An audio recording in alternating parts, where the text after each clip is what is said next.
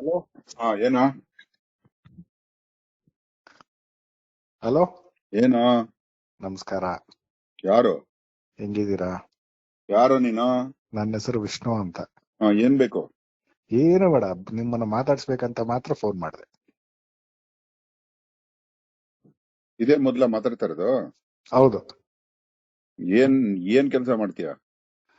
ನಾನು ಬಡ್ಡಿ ವ್ಯಾಪಾರ ಮಾಡ್ತೀನಿ, ವ್ಯವಸಾಯ ಮಾಡ್ತೀನಿ. ನಾಚಿಕೆ ಆಗ್ಬೇಕು ನಿನ್ಗೆ. ಯಾಕ್ರಿ? ವ್ಯವಸಾಯ ಮಾಡಿದ್ರೆ ಬಡ್ಡಿ ವ್ಯವಹಾರ ಏನದ? ಅಸಹ್ಯ, ಕಂಡವ್ರ ದುಡ್ಡು. ಈಗ ನಾನ್ ಕೊಡೋದ್ ಬಹಳ ಕಡಿಮೆಗೆ, ಗೊತ್ತಿರೋರ್ಗೆ ಮಾತ್ರ, ಎಲ್ರಿಗೂ ಕೊಡಕ್ ಹೋಗಲ್ಲ. ಯಾರಿಗೂ ಕೊಡ್ಬೇಡ, ಆಯ್ತು, ನಿನ್ಗೆ ಇಷ್ಟ ಆಗಲ್ಲ ನಿಲ್ಸ್ಬಿಡ್ತೀನಿ ನೀವು ಬಿಡಿ. ಫೋನ್ ಮಾಡೋದು. ನಿಮ್ಗೆ ಒಂದ್ ಮಾತು ಹೇಳ್ಬೇಕು ನಾನು. ನಿನ್ನ ವಿಡಿಯೋ ನಿಮ್ಮನ್ನ ನೋಡಿ 300 ಮಹಾಗಣಿ ಗಿಡಗಳು ಎತ್ಕೊಂಡ್ಬಂದು ನಮ್ ಜಮೀನ್ ಸುತ್ತಲೂ ಹಾಕಿದೀನಿ ನಾನು. ಅದಕ್ಕೆ ನಿಮ್ ನೋಡೋದ್ ನನ್ಗೊಂಥರ ಖುಷಿ ಆಯ್ತು ನನ್ಗೆ. ಇವತ್ತಿಂದ ಹೇಟ್ ಮಾಡು. ಸಾಧ್ಯನೇ ಇಲ್ಲ ಬಿಡಿ. ಅಲ್ವಾ, ಬಡ್ಡಿ ವ್ಯವಹಾರ ಮಾಡೋದು ಇಷ್ಟ ಆಗಲ್ಲ ನನಗೆ. ನಿಲ್ಸ್ಬಿಡೋಣ ಬಿಡಿ, ಅಷ್ಟೇ ತಾನೆ. ಅದೊಂದೇನಾ, ಬೇರೆ ಇದೆ ವ್ಯಾಪಾರ ಮಾಡೋಣ? ಮಾಡು, ಅದು ವ್ಯಾಪಾರ ಅಲ್ಲ, ಬಡ್ಡಿ ವ್ಯವಹಾರ. ನೀನ್ ಹೇಳ್ತಾ ಇದೀಯ ವ್ಯವಹಾರ, ಹೌದು. ಅದು ವ್ಯಾಪಾರ ಅಲ್ಲ. ಓಕೆ. ಅಸಹ್ಯ ಅದು. ಹ್ಮ್. ಅದು ಒಳ್ಳೇದಲ್ಲ. ಅದು ದೇಶ ಮಾಡ್ಕೋತಾ ಇದೆ. ಏನು, ತುಂಬಾ ಜನರಿಗೆ ಉಪಯೋಗ ಆಗುವ ಬಡ್ಡಿ ತಗೊಂಡು ಬ್ಯಾಂಕುಗಳು ಮೇಂಟೆನೆನ್ಸ್ ಎಷ್ಟು ಬೇಕೋ ಅಷ್ಟು ತಗೊಂಡು ಬ್ಯಾಂಕ್, ರಿಸರ್ವ್ ಬ್ಯಾಂಕ್ ಇಂದ ಅನೇಕ ಉಪ ಬ್ಯಾಂಕುಗಳು ಮಾಡ್ತಾ ಇದೆ. But even Okay. ಆಸೆ ಇದ್ದಿದ್ದೇನಂದ್ರೆ ವಿಶ್ವ ಎಲ್ಲ ಒಂದೇ ಬ್ಯಾಂಕ್ ಇದ್ದಿದ್ರೆ, ಅಥವಾ ಹೌದು, ಭಾರತ ಹೌದು. ಎಲ್ಲ ಒಂದೇ ಬ್ಯಾಂಕ್ ಇದ್ದು ರಿಸರ್ವ್ ಬ್ಯಾಂಕ್ ಈ ಕೆಲಸ ಮಾಡಿದ್ರೆ ಚೆನ್ನಾಗಿರೋದು. ಎಲ್ಲ ಉಪ Okay. ಬ್ಯಾಂಕುಗಳು ಮಾಡ್ಕೊಂಡು ಅವ್ರದೇ ದರ್ಬಾರು, ಅವ್ರದೇ ಸೀನಿಯರಿಟಿ ಆಗೋಗಿದೆ. ಅದು ಒಂದ್ ದಿವಸ ಆಗತ್ತೆ, ಎಲ್ಲಾ ಬ್ಯಾಂಕ್ಗಳು ಮರ್ಜ್ ಆಗಿ ಒಂದಾಗ್ಬಿಡುತ್ತೆ ನಮ್ ದೇಶದಲ್ಲಿ. ದೇಶ ನಾನ್ ಕರಪ್ಟಿವ್ ಆದಷ್ಟು ಬ್ಯಾಂಕುಗಳು ಕಡಿಮೆ ಇರುತ್ತೋ, Okay. ದೇಶ ಪವಿತ್ರ ಆದಷ್ಟು ಬ್ಯಾಂಕುಗಳೇ ಇರೋದಿಲ್ವೋ. ಪೂರಾ ಟ್ರಾನ್ಸಾಕ್ಷನ್ ಟ್ಯಾಕ್ಸ್ ಬಂದ್ಬಿಡುತ್ತೆ. ನೀನ್ ಏನ್ ತಗೊಂಡ್ರು ಅಲ್ಲಿ ಟ್ಯಾಕ್ಸ್ ಹೋಗ್ತಾ ಇರುತ್ತೆ. ನಿನ್ಗೆ ಇನ್ಕಮ್ ಟ್ಯಾಕ್ಸ್ ಇರೋದಿಲ್ವೋ. ಯಾರು ಏನ್ ಬೇಕಾದ್ರೂ ತಗೋಬಹುದು, ಅಲ್ಲಿಗಲ್ಲೇ ಕಟ್ ಆಗ್ತಾ ಇರುತ್ತೆ ಟ್ಯಾಕ್ಸ್. ಮತ್ತೆ ಇನ್ನು ಬಡ್ಡಿಗೆ ಕೊಡೋದು, ಬಡ್ಡಿ ದುಡ್ಡು ತಿನ್ನೋದು, ಇದು ಒಳ್ಳೇದಲ್ಲಪ್ಪ. ರಕ್ತ ಕೆಡಿಸ್ಬಿಡ್ತು. ಕೊಟ್ಟಿರೋದು ಖಾಲಿ 5 ಲಕ್ಷ ಅಷ್ಟೇ. ಮತ್ತೆ ಅದೇ ಮಾತಾಡ್ತೀಯಲ್ಲ, ಎಷ್ಟು ನಿಲ್ಸ್ಬಿಡೋಣ ತಿಂದ್ರೆ ಬಿಡಿ. ತಪ್ಪೇಲೇನೋ. ಆಯ್ತು, ನಿಲ್ಸ್ಬಿಡೋಣ ಬಿಡಿ. ವಾಪಸ್ ನಿಲ್ಸ್ಬಿಡೋಣ ಬಿಡಿ, ಖಂಡಿತ. ಇವಾಗ ಸದ್ಯ ಕೊನೆಯವ್ರಿಗೆಲ್ಲ ಬಡ್ಡಿ ಕೊಡ್ಬೇಡ್ರಪ್ಪ, ಅಸಲ್ ಕೊಟ್ಬಿಡಿ ಅಂತ ಹೇಳಿ, ಅಥವಾ ಅವರು ಕೊಡೋ ಬಡ್ಡಿನ ಅವ್ರಿಗೆ ಸೀಕ್ರೆಟ್ ಆಗಿ ಹೇಳ್ದೆ ಅಸಲ್ಗೆ ಉತ್ತಾರ ಹಾಕೊಂಡು, ಯಾವತ್ತು ಅಸಲ್ ತೀರ್ಬಿಡುತ್ತೋ ಅವತ್ತು ಹೇಳ್ಬಿಡು, ಇನ್ ಮುಂದೆ ಬಡ್ಡಿ ಬೇಡಪ್ಪ, ನಿಮ್ ಅಸಲೇ ಕೊಟ್ಬಿಟ್ಟಿದ್ರಿ ಅಂತ ಹೇಳಿ ಅವ್ರ ಮನ್ಸುಗಳನ್ನ ಗೆಲ್ಲು ನೀನು ಪಾಪ. ಆಯ್ತು, ಖಂಡಿತ. ಅದೇನೋ ಅದು, ಏನ್ ಹೇಳಿದ್ರು ಹೂ ಅಂತೀರಿ ನೀವು. ಬೈದ್ರು ಬೇಜಾರ್ ಮಾಡಿ, ಉಲ್ಟಾ ಬೈಯಕ್ಕಾಗಲ್ವೇನ್ರ ನಿಮ್ಗೆ? ನೀವು ನಮ್ ಒಳ್ಳೇದಕ್ಕೆ ಹೇಳ್ತೀರಾ, ಅದು ನಮಗ್ ಸಂತೋಷ ಆಗುತ್ತೆ.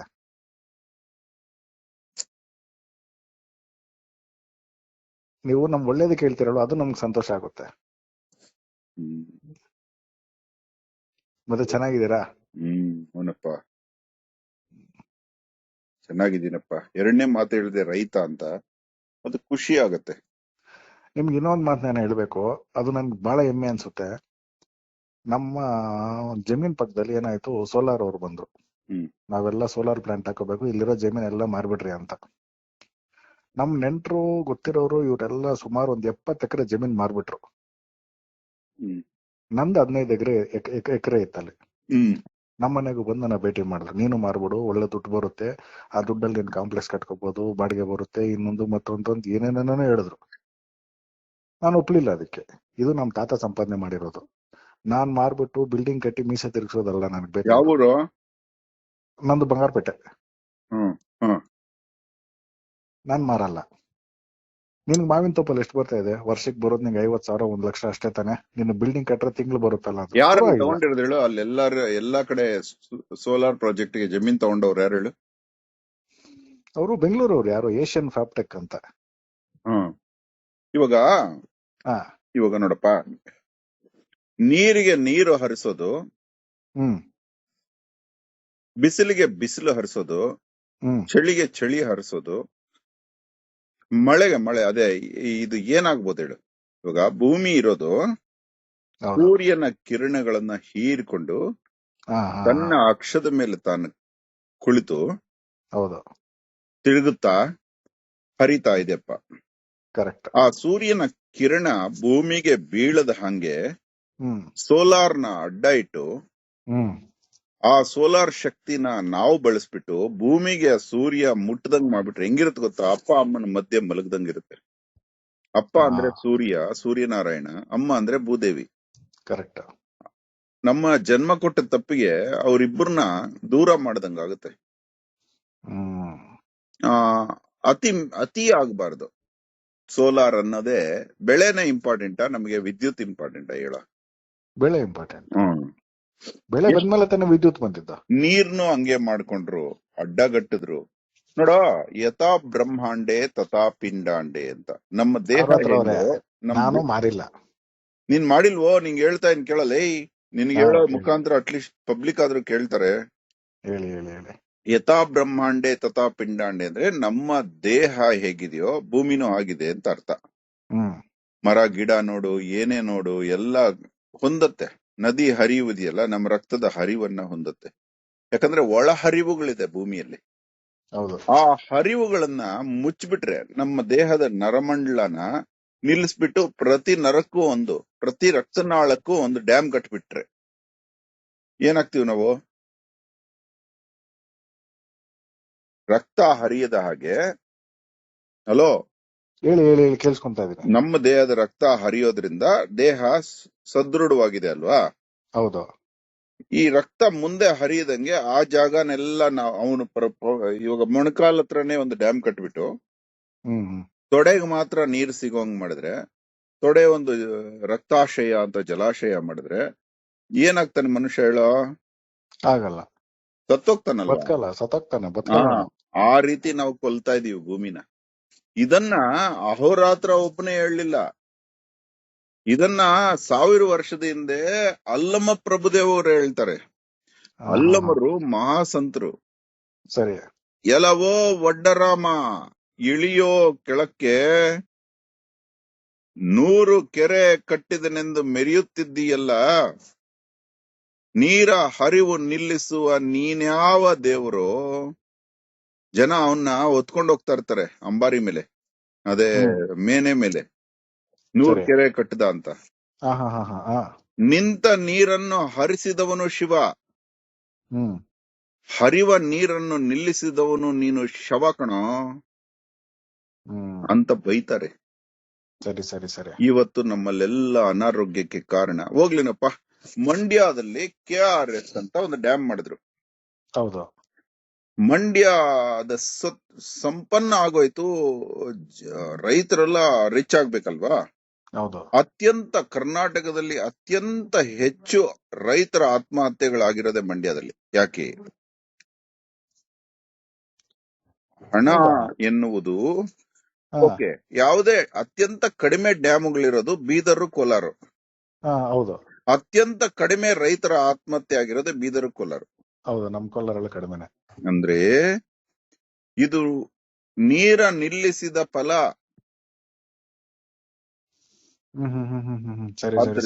ಓಕೆ, ನೀನ್ ಹೇಳ್ಬೋದು, ಅಹೋರಾತ್ರ ನೀನು ನೀರು ಹರಿಸ್ತಾ ಹೋದ್ರೆ ಬೆಂಗಳೂರಿಗೆ ನೀರ್ ಎಲ್ಲಿಂದ ಬರುತ್ತೋ ಅಂತ.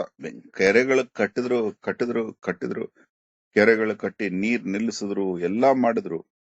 ಯಾಕೆ ಅಂದ್ರೆ ಹಿಂದಿನ ಕಾಲದಲ್ಲಿ ಹರಪ್ಪ ನಾಗರಿಕತೆ, ಕಾವೇರಿ ನಾಗರಿಕತೆ, ತುಂಗಭದ್ರಾ ನಾಗರಿಕತೆ, ಯಮುನಾ ನಾಗರಿಕತೆ, ಗಂಗಾ ನಾಗರಿಕತೆ, ಸಿಂಧೂ ನಾಗರಿಕತೆ ಅಂತ ಇರೋದು. ಏನ್ ಹೇಳು? ನದಿಗಳ ಹೆಸರಲ್ಲಿ ಜನ ಬದುಕೋರು. ಪ್ರತಿಯೊಂದು ಊರನ್ನು ನದಿ ತಟ್ಟದಲ್ಲಿ ಕಟ್ಕೊಳ್ಳೋರು. ಯಾವಾಗ ನೀರಿನ ಮೇಲೆ ಹತೋಟಿ ಸಂಪಾದಿಸಿದ್ನೋ, ನೀರಿನ ಹರಿವನ್ನ ಹಿಡಿದ್ನೋ ಜನ, ಆವಾಗ ನೀರ್ನ ಹಿಡಿದು ಆ ಊರುಗಳನ್ನ ಕಟ್ಕೊಂಡ. ನದಿ ಹರಿಯದ ದಿಕ್ಕಲ್ಲಿ ಕೂಡ ಊರು ಕಟ್ಕೊಂಡ. ಮತ್ತೆ ನೀನ್ ಕೇಳ್ಬೋದು, ಬೆಂಗಳೂರು ಯಾಕೆ ಮತ್ತೆ ಹೇಗೆ ಮತ್ತೆ ಕಟ್ಟಿದ್ರು? ಬೆಂಗಳೂರು ಕಟ್ಟಿದ್ದು ನದಿ ತೀರದಲ್ಲೇ. ಅತಿ ವೈಭವವಾಗಿ ಹರಿಯುತ್ತಿದ್ದ ನಂದಿ ನದಿ ಅಂದ್ರೆ ವೃಷಭಾವತಿ ಮತ್ತೆ ವೃಷಭ, ಈ ಎರಡು ನದಿಗಳು ಸೇರಿ ಕನಕಪುರದ ಹತ್ರ ಕಾವೇರಿಗೆ ಸೇರುವಂತ ನದಿಗಳು ಸೇರುವ ನದಿ ದಡದಲ್ಲಿ ಬೆಂಗಳೂರಿತ್ತು. ಇವತ್ತು ನದಿನೇ ಇಲ್ಲ. ಕರೆಕ್ಟ್. ಹೀಗೆ ಈ ಇವತ್ತು ನದಿಗಳ ಹೆಸರು ನಾವು ಕೇಳಲೇ ಇಲ್ಲ. ಏಯ್, ವೃಷಭಾವತಿ ನದಿನೇ ದೊಡ್ಡ ಗಣೇಶನ್ ದೇವಸ್ಥಾನದ ಹತ್ರ ಇರೋ ದೊಡ್ಡ ಬಸವನ್ ಬುಡದಲ್ಲಿ ಕಾಲಡಿಯಿಂದ ಹುಟ್ಟತ್ತೆ. ಅದು ಇವತ್ತಿಗೂ ಇದೆ ನದಿ, ಹಂಗೇನಿಲ್ಲ. ಅದು ಕೊಚ್ಚೆ ಮಾಡಿ ಇಟ್ಕೊಂಡಿದ್ದಾರೆ ಜನ. ಅಂದ್ರೆ ಅಷ್ಟೇ, ಅದು ಸುಮ್ನೆ ಜನಗಳ ಕೊಚ್ಚೆ ಹರಿತಾ ಇದೆ ಅಷ್ಟೇ ವಿನ ರಿಯಲ್ ನೀರ್ ಹರಿಯೋದು ನಿಂತೋಯ್ತು. ಎಲ್ಲ ಕಾಲುವೆಗಳ ಮೇಲೆ ಮನೆಗಳು ಮಾಡ್ಕೊಂಡ್ರು. ಆ ಕೆಂಪೇಗೌಡರ ಕಾಲದಲ್ಲಿ ನ್ಯಾಚುರಲ್ ಹರಿಯೋ ಕಾಲುವೆಗಳನ್ನ ಸೇರಿಸಿ ಅಲ್ಲಲ್ಲಿ ಕೆರೆಗಳು ಕಟ್ಟಿದ್ರು. ಕೆಂಪಾಂಬುದಿ ಕೆರೆ, ಮತ್ತೆ ಇದು ನಮ್ಮ ಬಸ್ ಸ್ಟ್ಯಾಂಡ್ ಇದೆಯಲ್ಲ, ಅದು ಕೂಡ ಒಂದು ಕೆರೆ, ಇದೊಂದು ಕೆರೆ. ಊರೆಲ್ಲ ಕೆರೆಗಳೇ. ತಿಪ್ಪಕೊಂಡನ ಹಳ್ಳಿ ಕೆರೆ, ಇವೆಲ್ಲ. ಮತ್ತೆ ಆಂಜನೇಯನ ದೇವಸ್ಥಾನ ಇದೆಯಲ್ಲ ಬಸವನಗುಡಿಲಿ, ಹೌದು, ಅಲ್ಲೊಂದು ಕೆರೆ ಇತ್ತು. ಇವೆಲ್ಲ ಕೆರೆಗಳೇ ಕೆರೆಗಳೇ ಕೆರೆಗಳೇ. ಈ ಎಲ್ಲ ಬೆಂಗಳೂರೆಲ್ಲ ಕೆರೆಗಳು. ಲೇಕ್ ಸಿಟಿ ಅಂತ ಕರೆಯೋರು. ಗಾರ್ಡನ್ ಸಿಟಿ ಅಂದೇ ಅಲ್ಲ, ಲೇಕ್ ಸಿಟಿ ಅಂತ ಕೂಡ ಕರೆಯೋರು. ಇವತ್ತು ಎಲ್ಲಾ ಕಡೆ ಮನೆಗಳು ಸೇರ್ಕೊಂಡು ಕರೆಗಳು ಮಾಡಿಟ್ಟಿದ್ದಾರೆ ಕೆರೆಗಳನ್ನ. ಏನ್ ಅವ್ರವ್ರು ಮಾಡಿದ್ದು. ಮತ್ತೆ ಕಷ್ಟಗಳು ಸುಮ್ನೆ ಬರುತ್ತೆ ನಮ್ಮ ಮನುಷ್ಯನಿಗೆ, ಬರಲ್ಲ. ನಮ್ಮ ಮನೆ ನಾವೇ ಹಾಳು ಮಾಡಿಟ್ಕೊಂಡಿದೀವಿ. ಹಂಗೆ ಸೋಲಾರ್ ಕೂಡ ಅಷ್ಟೇನಪ್ಪ, ಯಾವುದನ್ನು ಮಿತಿ ಮೀರಿ ಬಳಸಬಾರ್ದು ಅಲ್ವೋ. ಮೀನು ತಿಂದು ಬದುಕಿ ಅಂದ್ರೆ ಮೀನು ಹಿಡಿದು ಬದುಕಿದ್ರು ಜನ. ನೀವು ಹಸಿವಾದ್ರೆ ತಿನ್ನಿ ಅಂತ ಪದಾರ್ಥಗಳು ಕೊಟ್ರೆ, ಇವಾಗ ತರಕಾರಿ ತಿಂದು ಬದುಕಿ ಅಂದ್ರೆ ತರಕಾರಿನ ಮಾರ್ಕೊಂಡ್ರು ಯಥೇಚ್ಛವಾಗಿ ಬೆಳೆದು. ಅಂದ್ರೆ ಇದು ಶೇಖರಣೆ ಇದೆಯಲ್ಲ, ಇದು ಪ್ರಕೃತಿ ಹೇಳ್ಕೊಡುತ್ತೆ. ಮಧು ಅಂದ್ರೆ ಹನಿ ಶೇಖರಣೆ ಮಾಡುತ್ತೆ ಮಧುಮಕ್ಕಿ, ಜೇನುಹುಳ. ಬೇರೆಯವರೇ ತಿನ್ನೋದು, ಯಾವತ್ತು ಜೇನುಹುಳ ತಿನ್ನಲ್ಲ. ಒಂದೇ ಒಂದು ಉದಾಹರಣೆ ಕೂಡ, ನಿಮ್ಮೂರಲ್ಲಿ ಅವನು ಸಂಪಾದಿಸಿದ ಆಸ್ತಿಯನ್ನು ಅವನೇ ತಿಂದ ಎನ್ನುವ ಒಂದು ಉದಾಹರಣೆ ಕೂಡ ಇಲ್ಲ. ಆದ್ದರಿಂದ ಆವತ್ತಿನ ಜೀವನಕ್ಕೆ ಆವತ್ತು ದುಡಿತಾನಲ್ಲ, ಅವನಷ್ಟು ಖುಷಿ, ಅವನಷ್ಟು ಅದೃಷ್ಟವಂತ ಯಾರು ಇಲ್ಲ. ಹೌದು. ಇದೆಲ್ಲಾರು ಅವ್ರ ಹತ್ರ ನಿಂತರ ಬದುಕಕ್ಕಾಗಲ್ಲ ಅಂದ್ರೆ ಈ ಕಷ್ಟ ಸುಖ ಅನುಭವಿಸ್ಕೊಂಡ್ ಬದುಕ್ಬೇಕು. ಏನಾಗೋದಿಲ್ಲ. ಓಕೆ, ನೀವು ಮಾಡಿ, ನೀವು ಮಾಡ್ತಾ ಇರೋ ಪ್ರಕೃತಿ ವಿಕೋಪಕ್ಕೆ ಒಂದ್ ದಿವಸ ಪ್ರಕೃತಿನೇ ಕೋಪ ಮಾಡ್ಕೊಳುತ್ತೆ. ಪ್ರಕೃತಿ ವಿಕೋಪಕ್ಕೆ ಬಲಿ ಆಗ್ತಾರೆ. ಅದರಲ್ಲಿ ಒಳ್ಳೆಯವರು ಕೆಟ್ಟವರು ಎಲ್ಲಾರು ಸೇರ್ಕೊಂಡ್ಬಿಡ್ತಾರೆ. ಸುಮ್ನೆ ಭೂಕಂಪಗಳಾಗಲ್ಲ, ಸುಮ್ನೆ ಅಗ್ನಿ ಪರ್ವತಗಳು ಬರೋದಿಲ್ಲ, ಸುಮ್ನೆ ಸುನಾಮಿಗಳು ಬರೋದಿಲ್ವೋ. ಕರೆಕ್ಟ್. ಅದಕ್ಕೆ ತೊಂದರೆ ಕೊಟ್ಟಿದೀವಿ, ಅದಾಗ್ತಾ ಇದೆ. ಇದು ಅವ್ರಿಗೆ ಗೊತ್ತಾಗತ್ತ ಒಂದ್ ದಿವಸ ತಾವು ಮಾಡಿದ ತಪ್ಪಿಗೆ ಪರಿಣಾಮ ಏನು ಅಂತ. ಹೌದು. ನಾವು ಪ್ರಕೃತಿಯ ಒಂದು ಭಾಗ ಕಣ. ನಾವು ಪ್ರಕೃತಿ ಹೆಂಗೆ ರೆಸ್ಪಾಂಡ್ ಮಾಡುತ್ತೋ ನಾವು ಹಂಗ್ ರೆಸ್ಪಾಂಡ್ ಮಾಡ್ತಾ ಹೋಗ್ಬೇಕು. ಪ್ರಕೃತಿಯನ್ನ ಅರಿತವನಿಗೆ ಭಯ ಇರೋದಿಲ್ಲ, ದುಃಖ ಇರೋದಿಲ್ಲ, ಬಯಸಿದ್ದೆಲ್ಲ ಸಿಗತ್ತೆ. ಇದು ತಿಳ್ಕೊಂಡ್ಬಿಟ್ರೆ ಜಗತ್ತು ತುಂಬಾ ಸುಲಭ ಕಣ ಅಜ್ಜಿ, ಬದುಕೋದು. ಇವಾಗ ಏನಕ್ಕೆ ಫೋನ್ ಮಾಡಿದೆ? ತಲೆ ತಿನ್ಸ್ಕೊಳಕ್ಕೆ? ಏನಕ್ಕೂ ಫೋನ್ ಮಾಡಿ ಸುಮ್ಮನೆ ನಿಮ್ಮನ್ನ ಒಂದ್ಸಲ ಒಂದ್ ವರ್ಷ 2 ವರ್ಷ ಹಿಂದೆ ಒಂದ್ಸಲ ಫೋನ್ ಮಾಡಿದ್ದೆ ನಿಮ್ಗೆ, ನೀವು ತಗೊಂಡಿಲ್ಲ. ಸರಿ ಆಯ್ತು, ಬಿಸಿ ಇರ್ತೀರ, ನಾನು ಸುಮ್ನೆ ಅದೇ. ಮತ್ತೆ ನಿಮ್ದು ಮೂರ್ಖನ ಮಾತುಗಳು ಪುಸ್ತಕ ತಗೊಂಡು ಓದಿದೀನಿ. ನಿಮ್ಗೊಂದು ಫೋಟೋ ಕಳ್ಸಿದ್ದೆ. ಇದೇ ಮೂರ್ಖನ ಮಾತುಗಳು ಕಣ ಇವಷ್ಟೊತ್ತು ಮಾತಾಡಿದ್ದು. ಅದಾದ್ಮೇಲೆ ಮತ್ತೆ ಇವತ್ತು ಸುಮ್ನೆ ಕುತ್ಕೊಂಡಿದ್ದೆ, ನೋಡ್ತಾ ಇದ್ದೆ. ಸರಿ, ಈಗ ಒಂದ್ಸಲ ಫೋನ್ ಮಾಡೋಣ ಅಂತ ಮಾಡಿದ್ರೆ ನೀವು ತಗೊಂಡ್ರಿ, ಸಂತೋಷ ಆಯ್ತು ಅಷ್ಟೇ. ಇನ್ನೇನ್ ಕೇಳ್ಬೇಕು ಮಾಡ್ಬೇಕು ಅಂತ ಏನಿಲ್ಲ, ಮಾತಾಡ್ಬೇಕು ಅನ್ನಿಸ್ತು, ಮಾಡಿದೆ.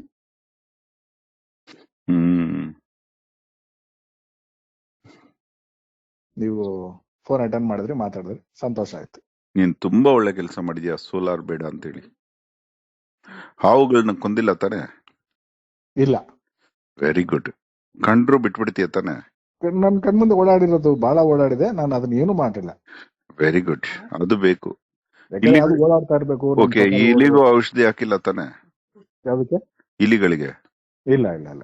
ಮನೇಲಿ ಕೂಡ ಇಲಿ ಕೊಂದಿಲ್ಲ ತಾನೆ? ಮನೇಲಿ ಬಂದಿಲ್ಲ, ನಮ್ ಕಾರ್ ಶೆಡ್ ಅಲ್ಲಿ ಬಂದಿತ್ತು, ಇಳಿದು ಹೊರಗಡೆ ಬಿಸಾಕಿದೀನಿ ಮನೇಲಿ. ಅಷ್ಟೇ ಅಲ್ಲ, ಕೊಂದಿಲ್ಲ ತಾನೆ? ಇಲ್ಲ. ಕಾಕ್ರೋಚ್ ಕಾಕ್ರೋಚ್ನ ಹೊಡೆದಿದ್ದೀನಿ, ಕಾಕ್ರೋಚ್ನ. ಇವತ್ತಿಂದ ಬಿಟ್ಟು ಕತ್ತೆ. ಆಯ್ತು. ಹ್ಮ್. ನಾನ್ ಓಕೆ. ಸಾಮಾನ್ಯವಾಗಿ ಯಾರಿಗೂ ಏನು ತೊಂದರೆ ಮಾಡಕ್ ಹೋಗಲ್ಲ. ನಂದೇನೋ ಮತ್ತೆ ನಿನ್ ತೋಟದಲ್ಲಿ ಒಳ್ಳೆ ಬೆಳೆ ಬರ್ಬೇಕು ಅಂದ್ರೆ ಜೇನು ಬೆಳೆಸು. ಡಬ್ಬ ತಗೊಂಡ್ ಬಂದು ಬೆಳೆಸು, ಪ್ರಾಕೃತಿಕ ಜೇನು ಬರೋಂಗ್ ಮಾಡು. ಪ್ರಕೃತಿಯಾಗಿ ಬಂದಿದೆ. ನನ್ ಜಮೀನಲ್ಲಿ 2-3 ಮರಗಳಿದೆ. ಇನ್ನು ಜಾಸ್ತಿ ಆಗ್ಬೇಕು. ನಾನು 20 ಜೇನುಗೂಡು ಯಾರ ತೋಟದಲ್ಲಿದೆಯೋ ಅವ್ರ ತೋಟ ಸಕಲ ಅಭಿವೃದ್ಧಿ ಹೊಂದತ್ತೆ. ಸರಿ ಸರಿ ಸರಿ. ಒಂದು 20 ಬಾಕ್ಸ್ ಹಾಕ್ಬಿಡು. ಆಯ್ತು. ತೆಗಿಯೋಕೆ ಹೋಗ್ಬಿಡ. ಹಸುವಾದ್ರೆ ನಿನಗೆ ಒಂದ್ಸಲ ತೆಗೆದು ಅವ್ರು ಪ್ರೋಸೆಸ್ ಹೇಳ್ಕೊಡ್ತಾರೆ, ತೆಗೆದು ಮನೆಗೆ ಬಳಸಷ್ಟೇ. ದುಡ್ಡುಗೋಸ್ಕರ ಏನ್ ಬೇಕಾಗಿಲ್ಲ, ನಿಂಗ್ ದೇವ್ರು ಕೊಟ್ಟಿದ್ದಾರೆ. ಸಾಲ ಇವತ್ತಿಂದ ಸ್ಟಾಪ್. ಆಯ್ತು. ಬಡ್ಡಿ ಸ್ಟಾಪ್. ಓಕೆ. ಹ್ಮ್. ಓಕೆ.